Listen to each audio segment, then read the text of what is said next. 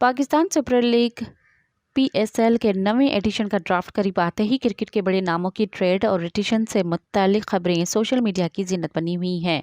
उन्हीं में से एक नाम शान मसूद का भी है।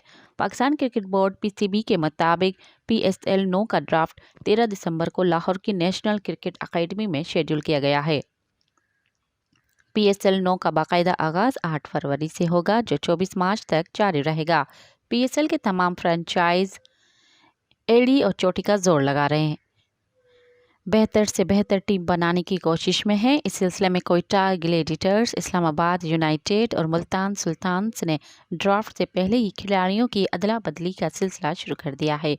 इस दौरान PSL 9 की अब तक की सबसे बड़ी ट्रेड में यूनाइटेड ने हसन अली के बदले कराची किंग्स के कप्तान अमाद वसीम को अपनी टीम में शामिल कर लिया है, जिसके बाद किंग्स के नए कप्तान को लेकर सोशल मीडिया पर कई अफवाहें ज़ेर गर्दिश हैं। मज़ीद ख़बरनि ऐं तफ़सीलात लाइ विज़िट कयो असांजी वेबसाइट www.awamiNewsHD.com ऐं ॾिसंदा रहो अवामी न्यूज़ HD।